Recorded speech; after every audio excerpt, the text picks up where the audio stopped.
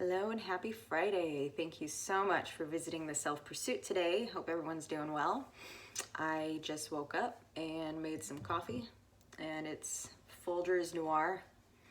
It's just a really dark version of Folgers and it's not bad. It'll get the job done. So if you're returning, thank you so much for coming back. I really appreciate it. And if you're new here, welcome to the Self-Pursuit, and thank you so much for clicking on this video. So I'll be discussing self-empowerment, self-love, but mostly I'll be focusing on the issue of self-limitation and how we're all walking around with negative self-talk and we don't even know it, and we're throwing negative things out into the universe and we keep getting them back, and that's the law of attraction. So I'll be getting more into that and the science behind it for all you skeptics out there, because we can actually change our thought patterns, and that's what I'll be getting into in this video.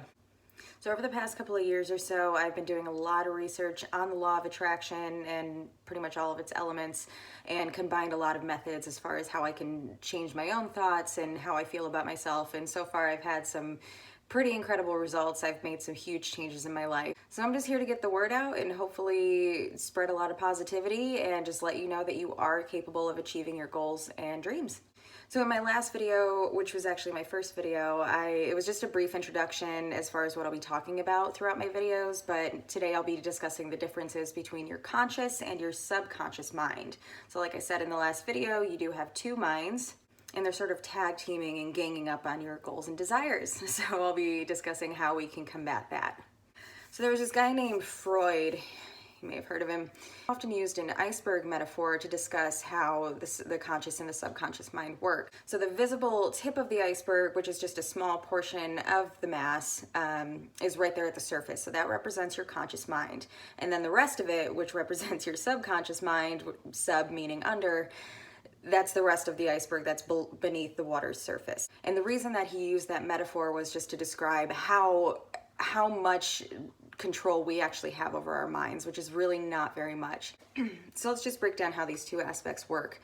So you've got your conscious mind, which is kind of self-explanatory. Your conscious mind, it's your surface thoughts. Those are the thoughts that you are aware that you're having, therefore you're more in control. Makes sense. Your conscious mind is the one that rationally processes outside information and reacts accordingly. So an example would be going to the zoo and being consciously aware that the animals that are caged most likely won't be able to get out and attack you. Hopefully. And unfortunately, these rational thoughts are only a small portion of what we're actually able to control. In fact, we're so out of control of our own thoughts, it's pretty mind-boggling. Did you know that you only have control of about 5% of your thoughts? 5%. We have about roughly 60 to 65,000 thoughts in a day, and we can only actually control 5% of that. That's insane. So that means the whopping 95% is completely out of your control. Or is it? Yes, for the most part it is, but I'll get into that. So 5% is all we have to work with. And we're really not even making that 5% count because we're filling it with so much negativity. Think about what you're consciously saying to yourself during times of struggle or stress. You're most likely not building yourself up to better things. You're most likely dwelling on what you don't have. So that 5% that we're supposedly in control of is now causing us more harm. Oh, and then it's being transferred into your subconscious mind, which I'll get into next. So again, conscious, surface thoughts, more control, yay. Now the subconscious.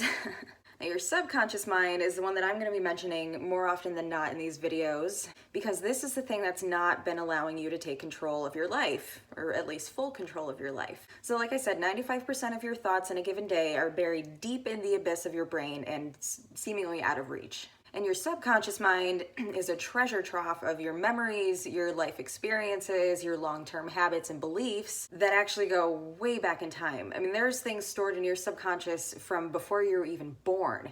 Just energy and vibes that you've picked up in the womb. It's crazy. But the subconscious mind is the one that's responsible for the irrational responses to outside information, and that's where your fear and anxiety comes from. Do you ever wonder why you get so freaked out when you're watching a scary movie or reading a creepy book? You're consciously aware that it's fiction or not a direct threat to you, but your subconscious mind is like a little kid that just doesn't know any better. So it's providing these fearful reactions, those rushes of adrenaline and that anxiety, so that your body is physically ready to jump up and run the hell out of there because that thing is about to eat your face. I enjoy zombie movies. But it's also responsible for our fight or flight responses, so it does play a pretty key role in how humans have survived as long as we have. So it is essential for survival, but how has it really been affecting our lives? This is the mind that's taken every negative thought that you've ever heard about yourself and stored it deep in your brain. And this is how you've absorbed all these limiting beliefs, such as being too dumb to get into a good school, or too short to make the basketball team, or too ugly to get a date.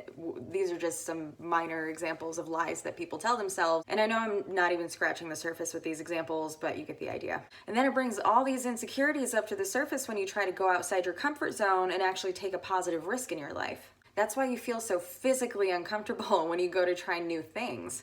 Essentially, it's your subconscious mind's job to keep you safe and cozy and protect you, but it's also training you to settle in life. And this is caused by your amygdala, which is stored deep inside the temporal lobe in our brain.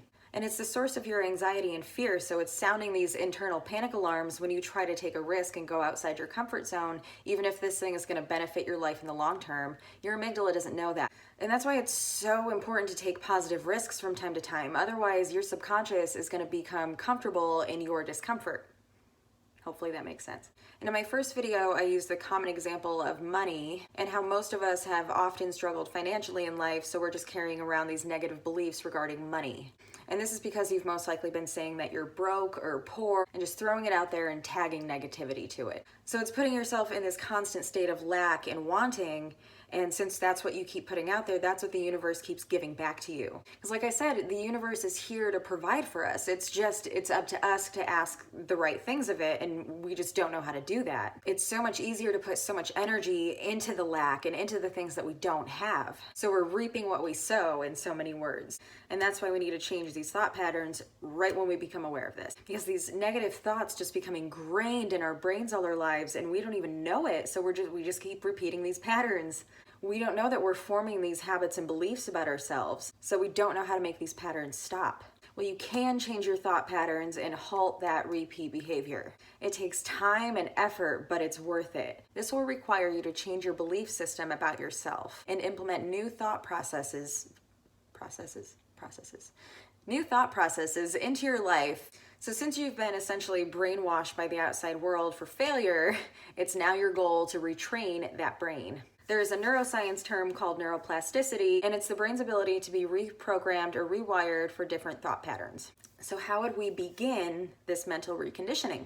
I'm going to give you the first 3 steps in this video, and then the next video I want to talk more about vibrations, because that's an incredibly important concept to understand, and it's got to be the next one after we discuss this. But step 1 is to set your intention. What are you hoping to get out of this whole process? Is it money? Is it new relationship? Is it the career that you want? Is it a dream home? Whatever it is, set your intention, be specific, and write it down, preferably every day. I want you to start visualizing what you would be like as this person that has this thing. Imagine and actually feel what it would be like to have this thing in your life. You have to implement emotion into these thoughts. You have to have an emotional connection to whatever you're trying to get. Otherwise, this whole process is useless. Because if you're not feeling it, then both the universe and your subconscious are going to call BS for whatever you're trying to change about yourself. And don't let them disrespect you like that. Step 2 is the fun part. Step 2 is where you really dig deep into your past and figure out what patterns you've been unknowingly creating for your life. Why has this goal been so difficult for you to achieve? If it's money, go back to your childhood and really think about what your family, your guardians, your parents, what did they associate money with? Was it a negative topic? Did they argue about it a lot? Was it a constant issue in your family? Did your parents possibly get divorced because of money? Did your mom possibly stress about it while she was pregnant with you? Really think about that upbringing, even talk to your family if you have to, and just find out what you can about how you grew up and how these thoughts could have been formed. And step 3, check your attitude at the door. You really have to start catching yourself in these negative thoughts as they come up, especially if they're ones connected to you or your intention. So as soon as you feel that negative thought, you nip it in the bud and you instantly switch it to a positive one. So this all starts with consciousness. You have to rationally process that what's going on inside your head. Those negative beliefs have been creating your surroundings and your reality. You have to understand that your current limiting beliefs are incorrect, and as soon as one pops up, you have to correct it instantly. Bad thoughts in general, honestly, just start pushing those aside as soon as they come up. It's really difficult to do this when we're stressed out or struggling with something, or we're just angry or having a bad day, but really try to force it. It's a process, but trust me, it does get a lot easier. And on a side note, start complimenting yourself more frequently. Another thing we've been conditioned to believe is that it's a bad thing to compliment yourself. You don't want to look vain or conceited, but now we're not complimenting ourselves at all. So if your brows are on fleek today, or you're just feeling like a rock star, you like your new outfit, just give yourself props, please. You deserve it.